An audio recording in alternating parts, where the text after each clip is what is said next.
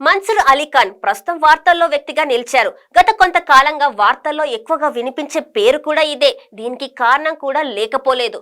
ఒక ఇంటర్వ్యూలో తాను ఎన్నో అత్యాచార సీన్లలో నటించానని, లియో మూవీలో కూడా త్రిషతో అలాంటి సీన్ ఉంటుందని ఆశించానని, కానీ ఆ సీన్ లేకపోవడంతో నిరాశ చెందాడని అభ్యంతర వ్యాఖ్యలు చేశాడు. అతడి వ్యాఖ్యలు సోషల్ మీడియాలో వైరల్ అవ్వడంతో త్రిష మన్సూర్ పై సీరియస్ అయ్యింది. చిరంజీవి, ఖుష్బూ, చిన్మయ్ తదితరులు ప్రముఖులు త్రిషకు మద్దతు తెలుపుతూ మన్సూర్ వ్యాఖ్యలను విమర్శించారు. దీంతో ఆమెతో పాటు త్రిషకు మద్దతుగా నిలిచిన చిరంజీవి, ఖుష్బూలపై మన్సూర్ పరువు నష్ట దావా వేశారు. ఈ దావాలో తాను నిర్దోషినని, తాను తప్పుగా మాట్లాడలేదని, తనకు తాను ముగ్గురు నుంచి ₹1 కోటి నష్టపరిహారం ఇవ్వాలని కోరుతూ పిటిషన్ దాఖలు చేశారు. శుక్రవారం విచారణ చేపట్టిన మద్రాసు హైకోర్టు మన్సూర్ పై తీవ్ర ఆగ్రహం వ్యక్తం చేసింది. ఒక నటిపై మన్సూర్ చేసిన అనుచిత వ్యాఖ్యలకు మద్దతుగా నిలిచిన ముగ్గురు నటులు మాట్లాడారు.